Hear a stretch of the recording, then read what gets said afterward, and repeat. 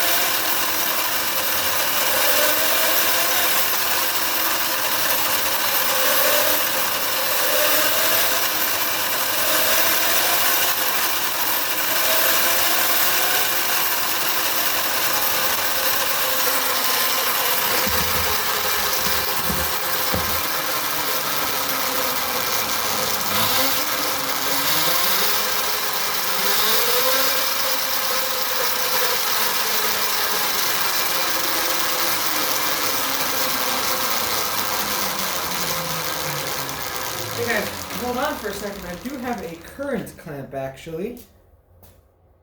So let's put this amps AC. Let's see if this will work. Maybe it won't, maybe it will. I don't know if you guys can see it or not.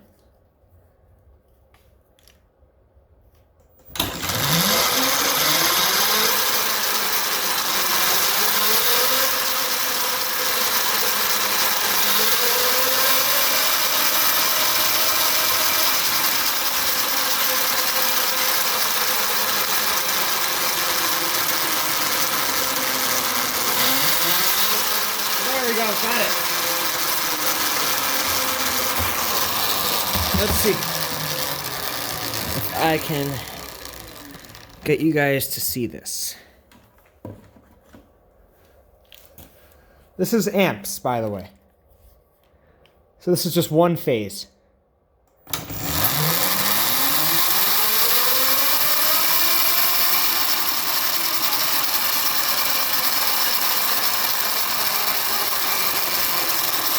No throttle.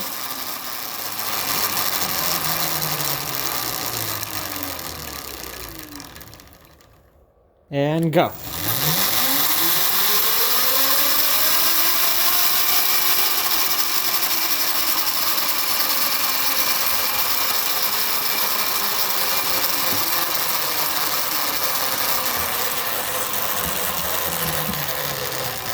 So there was a peak of 70 phase amps right there, which means that this motor is running at about a little under half of its rated power.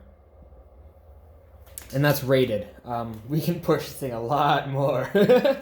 Like the wires have yet to even heat up. That's the kind of power we're pushing. Also, I've yet to show this, but if we look back over there,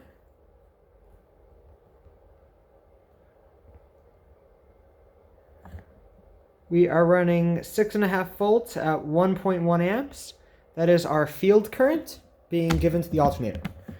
So 6 volts at a little over an amp, and we're getting this. Without any field current, we actually do not get any movement. I have to physically push the tire to get it rolling first, and it does not go anywhere near as fast, and it does not have anywhere near as much torque. So I did figure out the correct field position, which is good. So let's try to zoom out a little bit here. Let's start her up again.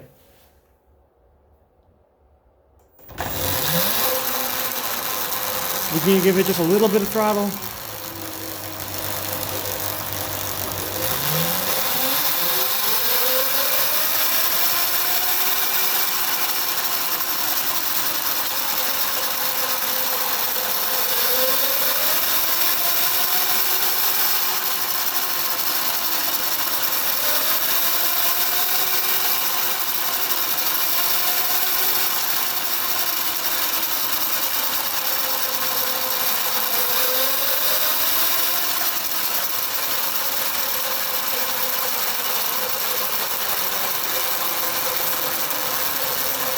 Last thing we're going to do is we are going to go from a full stop, with no load, of course, except the weight of the rear tire, full throttle, and see what it can do. 3, 2, 1, go.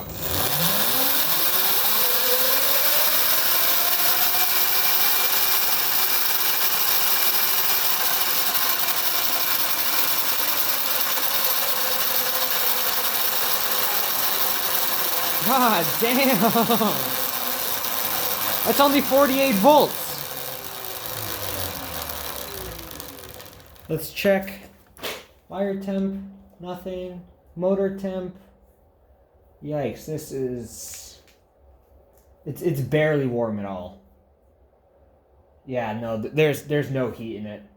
Maybe a couple degrees above ambient. Seriously, that thing is almost stone cold.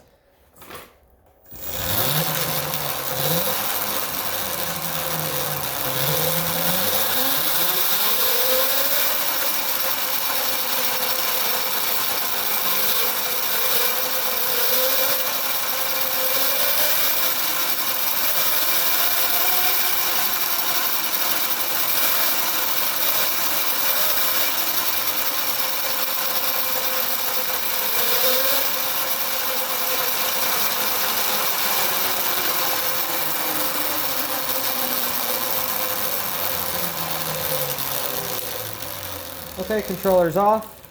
You see no voltage, no throttle input. Let's go ahead, let us show you what we're running. Of course, we have a Generation 1 Bass here. On a 1/4 inch, plate that I welded myself. I actually am quite proud of the welds that I did in this. Even though my very garbage Harbor Freight welder is dying on me, and actually that was the last weld it could produce before it completely blew itself up. Not blew itself up, but just the wired feed mechanism is gone. This is our homemade, not really homemade inverter, but it's bodged. It's a converter I actually got for free from a buddy this is a 45 amp controller. He installed new FETs and he bridged a lot. So this thing actually runs somewhere in the realm, I think, of 60 or 70 amps. Actually, it's pretty bonkers for what I think is like an 18 FET unit. So yeah, I accidentally on my first run, my original not this one, another battery pack, I swapped the terminals accidentally. So I put negative on positive, positive on negative on this guy, and I completely blew it. So I took it completely all apart. I bought a bunch of scrap electronics from a scrap yard near me, Scrap Buddy, and I just took the caps that would fit in here, that would be the correct voltage and farad. And there's a bunch of caps that you can't see. Those ones just protruded the shell, so I had to cut open the shell to get it work. This is from my old Ultramotor.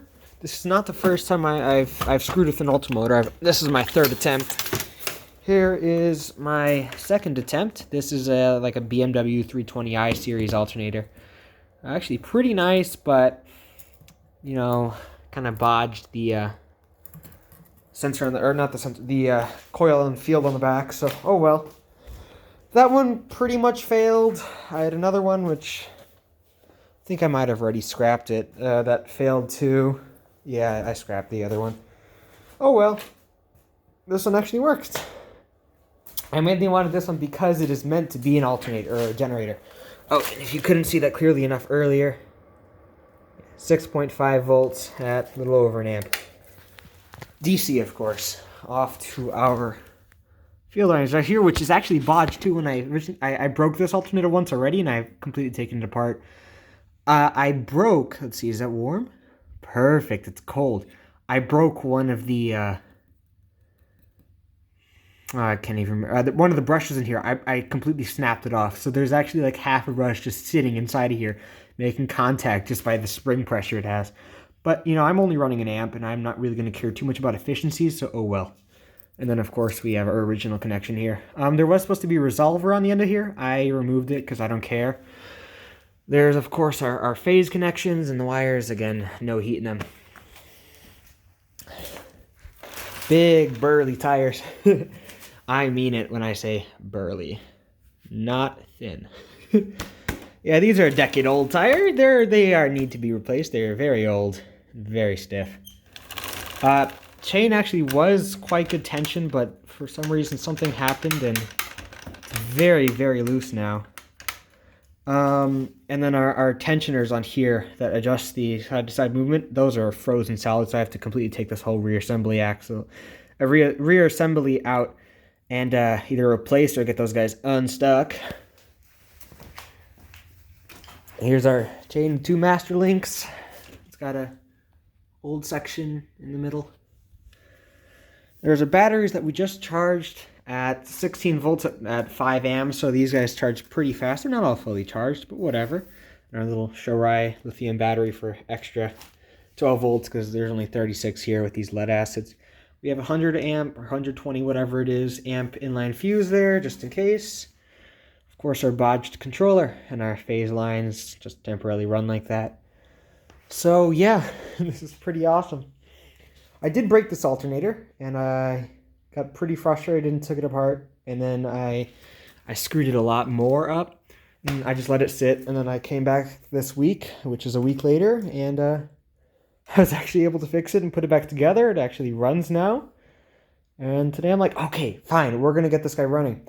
So, cut up all of the mounting hardware. We drilled through this 1/4-inch plate, which is it's a nightmare to drill through. It's so thick, and it clogs up your bits so easily. And we drilled through some 1/8-inch 1x1 box steel to make the spacers 2-inchier, and we have some M10 bolts in here. I did buy actual bolts, but they were too short, and I don't feel like this would have fit, but I only had one, and they're $3.50 a pop. So luckily that same day I bought just a length of threaded rod, so I could cut down the rod, burr the ends off, and just use that instead, which is a lot cheaper. That's rod's only like $10 or $15, and for the length I get, it's a hell of a lot better.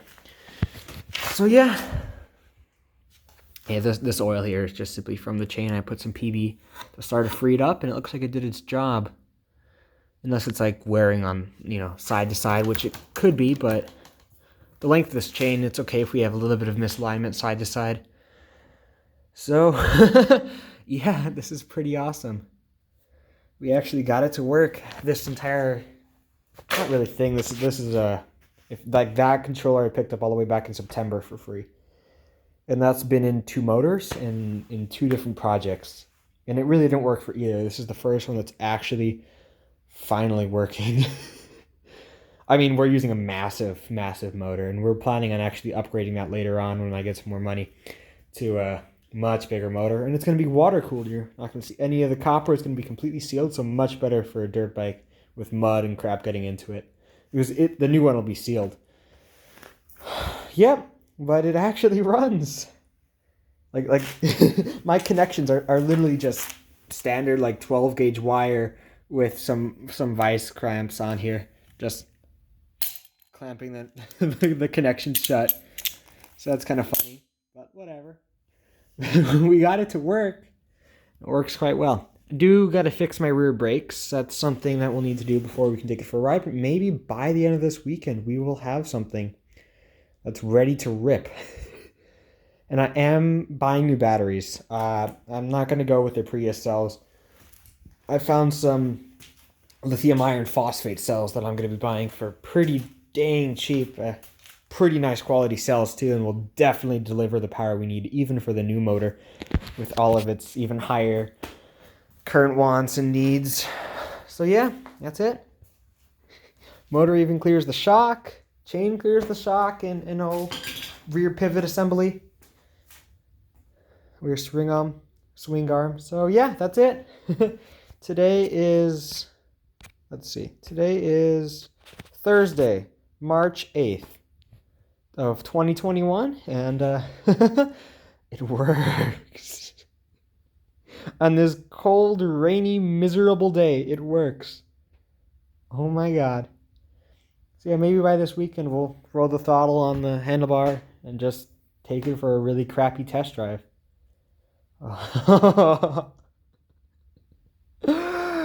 Yes. Oh, this is going to be amazing. And we got some of the plastics, and we got a seat and stuff, so I took it all off so I can work inside the frame. Yeah. Holy crap. We got it to work. So yeah, guys, that's all for today. I know this is a 15-minute video, but I'm gonna throw my batteries in the trickle charger so that they can be all nice and charged up for tomorrow. Oh man, she runs good. I'm happy. Yeah, 1989 CR250R. Whew, this is gonna be one hell of a bike, I think. I hope.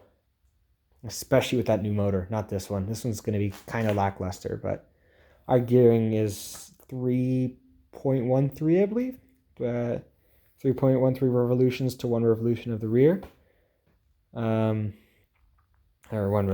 other way, this way. 3.13 revolutions of this sprocket gives us 1 whole revolution of the rear. So yeah, along with 21-inch, 22-inch tires. No, not even. That's even bigger. I think they're 23, 24-inch tires. Massive tires. They're bigger than my car. It's a sports car. It's kind of funny. So yeah, that's a project. Wow, we got it. It runs, it lives, it breathes. That's it for today, guys. Adios.